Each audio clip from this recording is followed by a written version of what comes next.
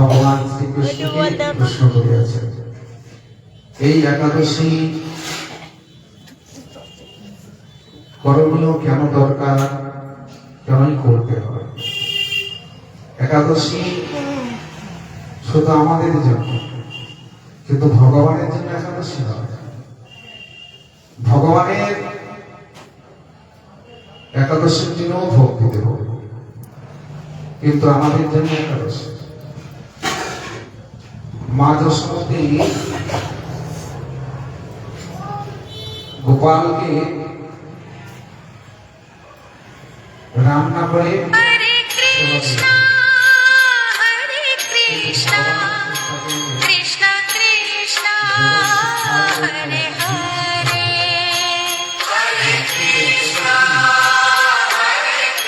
যে একাদশীর জন্য কি করে অন্য পায়, অন্যের মধ্যে পাপ যুক্ত করা আছে। তাই কি করলে, মা যখন খাইতে দিয়েছে সেই অন্নগুলি নিয়ে পশু পাখিকে দিয়ে দেবো, ওরাই খেয়ে ফেলবে। যখন পাখিদের দিচ্ছে, পাখিরা বলছে প্রভু ওই অন্ন আমরা খেতে পারবো না, কেননা আজকে একাদশী, একাদশীর দিনে অন্নকে পাপ গ্রহণ করবো, এটা আমরা কখনো করতে পারবো না। ভগবান বলেন তোমরা নেবে না, না আমরা আজকে খেতে পারবো না। তখন কি করলে, জলের মধ্যে দিলেন যে মাছ, মাছেরা খেয়ে নেবে। এখন মাছেরা হাত জোর করে বলছে প্রভু এই অন্ন আমরা খেতে পারবো না, তবে একটা স্বার্থ আছে, এই অন্ন খাইতে পারবো, এই অন্ন খেলে আমাদের পাপ ভক্ষণ করা হবে। তবে তোমার যে কোনো স্থানে, যে কোনো জায়গায় যদি আমাকে স্থান নেয়, তাহলে আমি এই অন্ন খাইতে পারি। সেটা মাছ হলো মকর মাছ। তখন ভগবান বলে, আরে আমার কোন জায়গায় থাকে, যদি আমার শরীরের মধ্যে যে কোনো জায়গায় থাকে তাহলে তো ওটা দেখতে খারাপ দেখা যাবে, আমি তোমাকে কোন জায়গায় স্থান দিব? তখন ভগবান চিন্তা করে বললেন, তাহলে দেখা যাচ্ছে আমার বাঁশির মধ্যে যুক্ত হয়ে যায়। এই জন্য দেখবেন ভগবান কৃষ্ণের যে বাঁশিটা আছে, ওইটি মকর মাছের মাথার মতো, ওইখানে মাছকে স্থান দিয়েছে। এই যে আজকে দিনে অন্যের মধ্যে পঞ্চশস্যের মধ্যে পাপ যুক্ত করা আছে, আজকে যদি অন্ন খাওয়া হয়, রাশি রাশি পাপ ভক্ষণ করা হবে। এই যে পাপকে স্থান দিয়েছে ভগবান অন্যের মধ্যে, এই অন্যের মধ্যে স্থান দেওয়াতে দেবতারা সবাই অবাক হয়ে গেল। ভগবান এটা কি করলেন যে সারা বিশ্বের মানুষ অন্ন খেয়ে বেঁচে থাকে কলিযুগে, আর কলিযুগে ভগবান পাপকে আশ্রয় দিলেন অন্যের মধ্যে? এটা কি করে সম্ভব? তাহলে এই পৃথিবীর মানুষ অন্ন খেলে পাপ ভক্ষণ করবে। তখন সব দেবতারা ভগবান বিষ্ণুর কাছে গিয়ে বড়জোর প্রণতি দিয়ে বলছে, প্রভু আমরা এসেছি এই জন্য, আপনি যে অন্যের মধ্যে পাপকে জায়গা দিয়েছেন, তাহলে এই পৃথিবীতে যত প্রাণী অন্ন খাবে, তাহলে পাপি ভক্ষণ করবে? ভগবান বললেন, না রে, অন্যের মধ্যে আমি পাপকে স্থান দিয়েছি, এটা সব দিনের জন্য নয়, শুধু একটা দিন, সেটা হলো একাদশী। একাদশীতে যারা অন্ন খাবে, রাশি রাশি পাপী ভক্ষণ করবে। নেতায় গণ্যমান। তাহলে অনেকে আবার বলে আমি একাদশী মানি না, ভগবান বাবার মানে না। দেখবে ওরাই বড় বড় ভাই, অনেকে বলে যে ও ধর্ম টর্ম মানে না, ও ভগবান বাবার মানে না। দেখো 3 তলা 4 তলা বাড়ি হচ্ছে, কেন হচ্ছে? ওই যে যখন মাছ মারানো হয় ছিপ ফেলে, তখন কি করে, মাছ যদি ধরে তাকে শুধু ঢিল দেয় না, ছেড়ে দেয়, যাইতে দেয়। আবার যখন মাছের পুরাটা খেয়ে নেয়, তখন টান দিয়ে মাছটাকে তোলা হয়। তো ভগবান তাদেরকে ছেড়ে দেয়, তুমি যা করার করো। যেদিন সুতায় টান দেব, হঠাৎ করে একদিন ঘর থেকে বিক্রি করে তোমাকে বিদায় দিয়ে যাবে। হঠাৎ মরে যায় না? আমাদের ফালাকাটায় সুভাষপল্লীতে যে মন্দিরে আমরা যাই, ওই লোকটি অনেক হাতের আর্ট করে, অনেক নিত্য নতুন ছবি অঙ্কন করে ব্যবসা করে। লোকটার বয়স বেশি হয়, শুধু এই 65-66 হবে।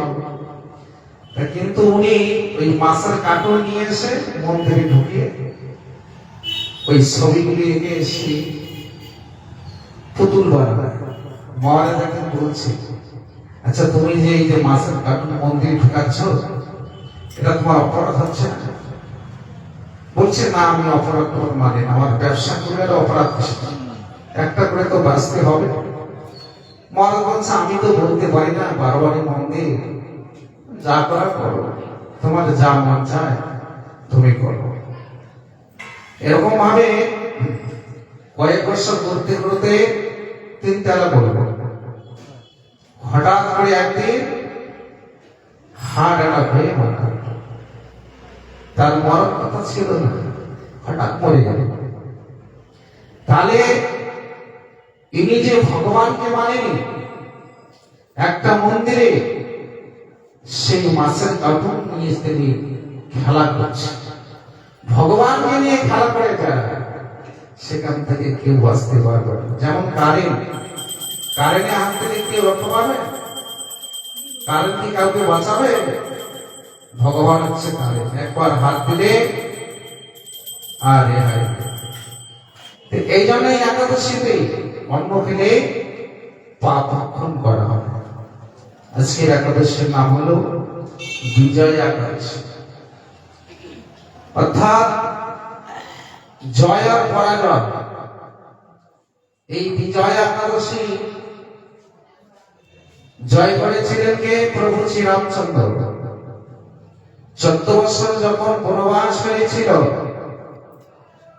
কৈকেয়ী মাতা তাকে যখন অভিশাপ প্রাপ্ত হয়ে 14 বছরের জন্য বনবাসে গিয়েছে। বনবাসে গিয়ে সীতামা এক কুটিরের মধ্যে রেখেছে। তখন কি হয়েছিল? তখন রাবণ কিন্তু আসলে ভক্ত, ব্রাহ্মণের পুত্র, কিন্তু আসলে রাক্ষস। রাবণের মায়ের নাম হচ্ছে নিষেধা। রাবণের 1 লক্ষ পুত্র, 6 লক্ষ নাতি, রইল না আর বংশ দেওয়ার বাকি। বিশ্ব সেবা ঋষির স্ত্রী হলো, প্রথম বিবাহ করলেন ললিতাকে।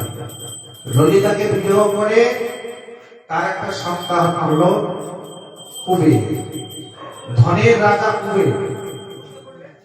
বা পাতালে অসুরেরা চিন্তা করে যে এক অসুরের একটা কন্যা ছিল, তখন ভাবছি যদি আমার কন্যাটাকে তার সঙ্গে বিবাহ দেই তাহলে পরম ধন্য হবে। সেই কন্যাকে দিয়ে বিশ্বসেবাদেশী দ্বিতীয় রানী হলেন। তার ঔরসের সন্তান হলো 3 জন। কে? রাবণ, কুম্ভকর্ণ, বিভীষণ, আর একজনকে রাক্ষস সুবর্ণাখা। এই 3 ভাই 11। তাহলে এই 3 জনের মধ্যে একজন হলো ভক্ত, তিনি হলেন বিভীষণ। রাবণও ভক্ত, কিন্তু যখন সীতামাকে এই বনের মধ্যে কে গিয়েছিলেন? রাবণ পাঠিয়ে দিয়েছিলেন তার বাবাকে মারিসকে বলেছিল যে এই রামচন্দ্র 14 বছর বনবাস গিয়েছে, এই মুহূর্তে সীতাকে হরণ করতে হবে। যা তুমি ছদ্মবেশে সোনার হরিণ রূপে যাও, আর সীতামা তোমাকে দেখে লোভ করবে, এটা ধরতে চাই। কারণ মায়েদের একটু সোনার প্রতি লোভ বেশি। তাই কি করলেন? মারিচ যেতে চাইলেন না। রাবণ কি বললেন? তুমি যদি না যাও তা আমার হাতে তোর মৃত্যু হবে। এই মৃত্যুর ভয়ে মারিচ সোনার হরিণ হয়ে সেই সীতামার আশেপাশে ঘোরাঘুরি করেছে। এবার সীতামা হরিণকে দেখে তার প্রতি একটা লোভ হল। সোনার হরিণ তো আমি জীবনে কোনোদিন দেখিনি। তখন সে বায়না ধরল কার কাছে? প্রভু শ্রীরামচন্দ্রের কাছে। প্রভু, এই হরিণটাকে আমাকে ধরে দিতে হবে, কারণ আমি হরিণটা চাই, এই হরিণটা আমি নিয়ে আসবো। প্রভু শ্রীরামচন্দ্র জানতে পারলে যে সোনার তো কোনোদিন হরিণ হয় না। সোনার কি হরিণ হয়? আজ পর্যন্ত কেউ দেখেছেন সোনার হরিণ? না। সোনার হার হয়, সোনার বালা হয়, কিন্তু সোনার তো হরিণ হয়। রামচন্দ্র ভেবেছিলেন এই কোনো মায়াবী রাবণ পাঠিয়ে দিয়েছে।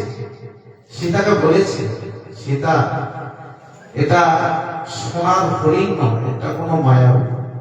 কিন্তু তবু সীতা জোর করে বলেছিলেন, প্রভু, এটা আমাকে ধরে দিতেই হবে। তখন লক্ষ্মণ বলেছিলেন, দাদা, তুমি সোনার হরিণ ধরতে যাবে না, কারণ এটা সোনার হরিণ নয়। তখন কি করেছিলেন? যে না, আমাকে ধরে দিতেই হবে। এখন স্ত্রী মন জোগাতে গিয়ে প্রভু শ্রীরামচন্দ্র বাধ্য করে, সীতা, তোমার মনোবাসনা পূর্ণ করার জন্য আমি হরিণ ধরতে যাচ্ছি।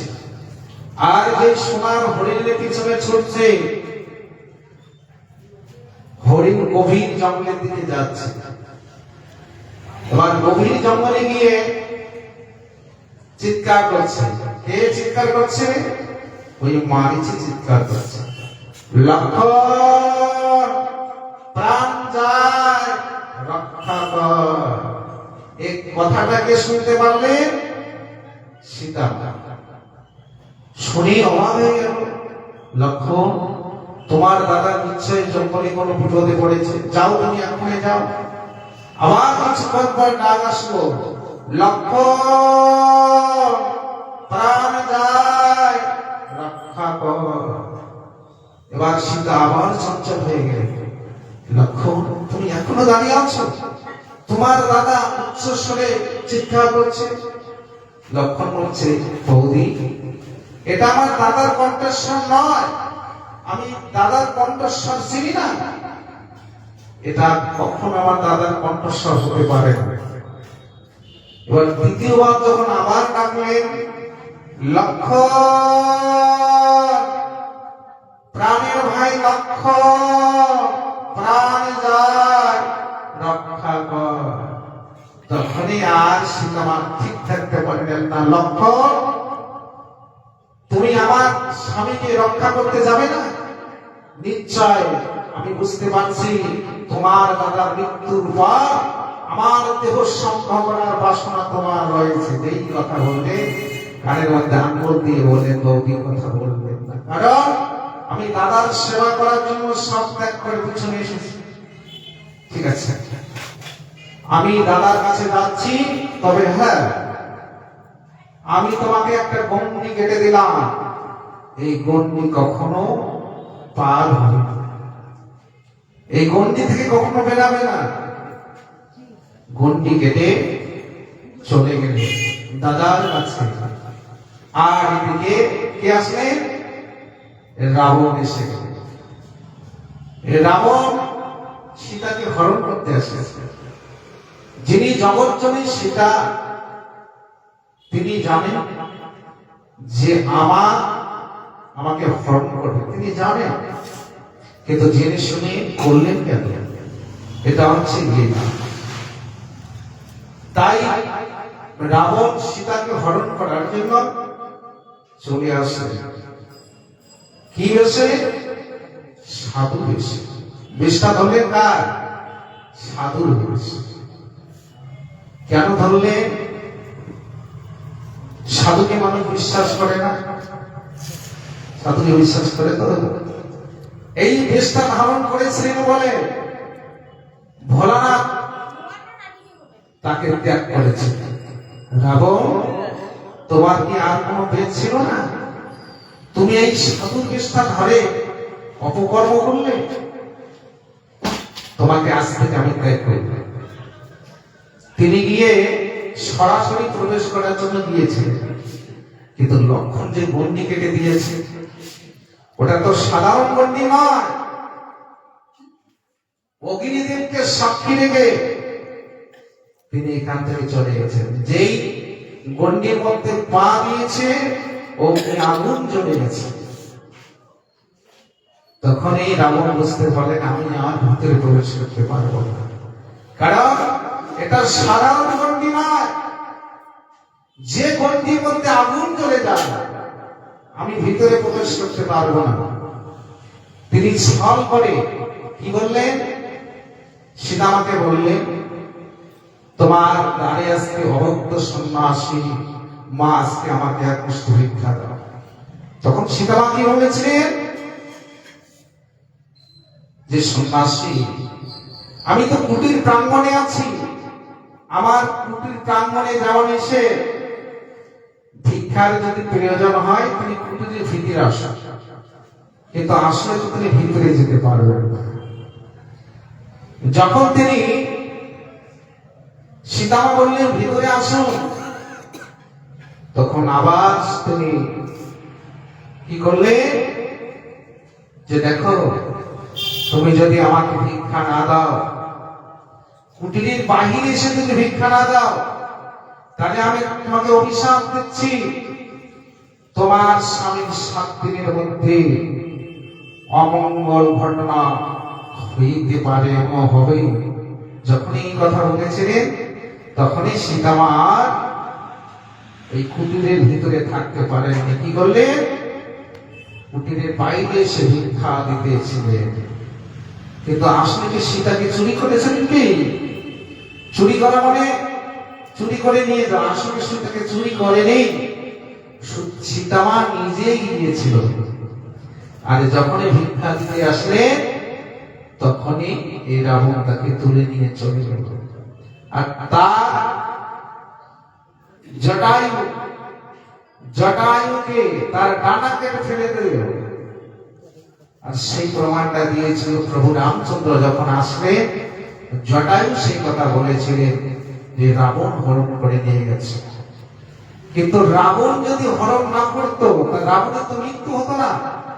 প্রভু শ্রী রামচন্দ্র জানে যে রাবণ আমার স্ত্রী সীতাকে হরণ করবে, আর যদি হরণ না করে তার সঙ্গে তার যুদ্ধ হবে, আর যুদ্ধ না হলে তার তো মৃত্যু হবে। আর সীতাকে নিয়ে কোথায় রাখলেন? অশোক কাননে পঞ্চবতী বনে। কেন? যেখানে কোনো শোক নেই, দুঃখ নেই, সেই বনের মধ্যে রাখলেন। আর আমরা যে জঙ্গলে, যে বনের মধ্যে আছি, সংসার জঙ্গল, সেখানে শোক দুঃখে ভরা। আর অশোক কানন যেমন এই যে ভাগবত আসলে জন্য শোক নেই, চিন্তা নেই, জ্বালা নেই, আছে। যখন বাড়ি যাবেন সব চিন্তা জ্বালা যা কিছু, কার কাছে কত পাই, কে কত নেবে, সব কিছু বাড়ির মধ্যে আছে। আর যতক্ষণ এই ভাগবত আসলে থাকবো ততক্ষণ ওগুলি আসতে পারবে না, কারণ ওরা এখানে স্থান নেই। এই দ্বিধাজনিত জ্বালা এই সংসারের মধ্যে, সংসার কারাগার ভগবান তৈরি করে দিয়েছে। এই সংসার থেকে মুক্তি পেতে হলে একমাত্র জীবের উপায় হচ্ছে ভগবানের চরণে আশ্রয় গ্রহণ করা। সুখ আর শান্তি, সুখ আর শান্তি সংসারে নেই। কোথায় আছে? আমরা তো সুখের জন্য সারা জীবন মাতার ঘাম পায়ে পেটে পরিশ্রম করছি, কিসের জন্য? যাতে সুখে থাকবো। তাহলে আজ পর্যন্ত কেউ বলতে পারেনি যে আমি সুখে আছি। যারা কোটি কোটি টাকা রোজগার করে, ব্যবসা করে, টাকা পয়সা, তারা বলে না যে আমি সুখে আছি। কেন? খুব যন্ত্রণা। এই জন্য মার্তণ্ড দাস ঠাকুর বলেছিলেন, বিষয় ছাড়িয়া কবে শুদ্ধ হবে মা, কবে হাম হেরব সেই মধুর বৃন্দাবন। এই বিষয় থেকে কখন আমার মন পবিত্র হবে? তাহলে এই কামনা বাসনা যতই আমরা থাকবো, তত মনের মধ্যে আবর্জনা ভরতে হয়ে কামনা বাসনা আমাকে সংসারের মধ্যে আবদ্ধ করে রাখবে। এই জন্য হচ্ছে সাধু সঙ্গ করতে হবে।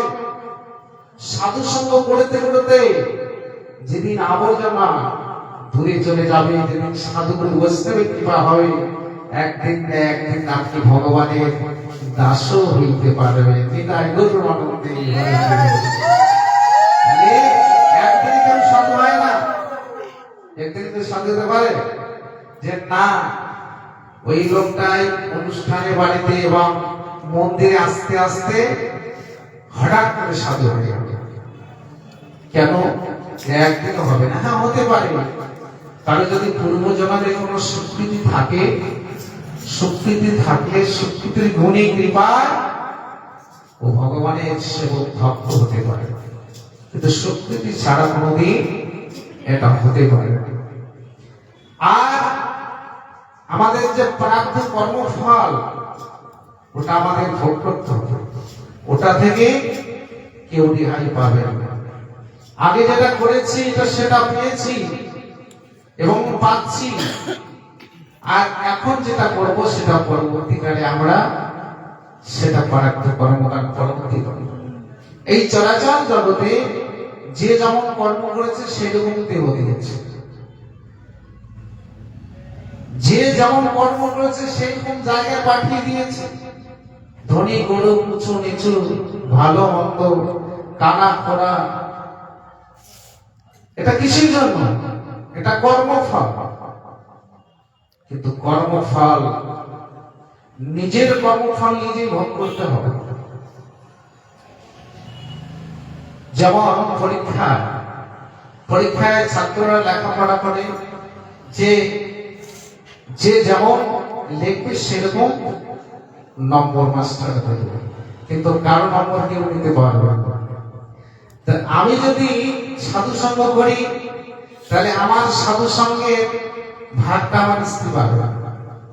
তাহলে এই স্বামী স্ত্রীর যে সঙ্গটা ভগবান করে দিল কিছুক্ষণের জন্য, একবারে মরে যাবে, আগা পাচার করতে হবে।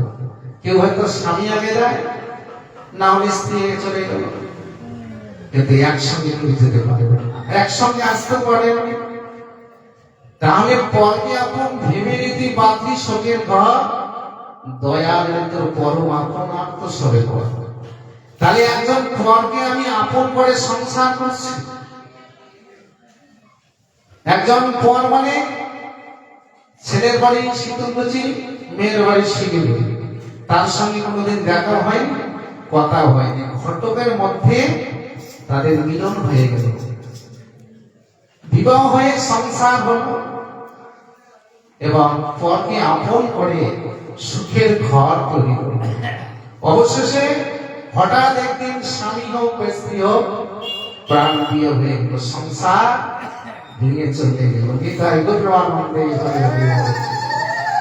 তাহলে এই জন্য আমাদের এই সাধু সঙ্গের প্রয়োজন। সাধুগুরু বৈষ্ণবের বাজারই শুধু জানতে পারবে যে আমার স্বরূপ কি, জীবের স্বরূপ কি, আমি নিজেকে, আমি কি কোনো বাড়ির মালিক, আমি কি কোনো বাড়ির কর্তা?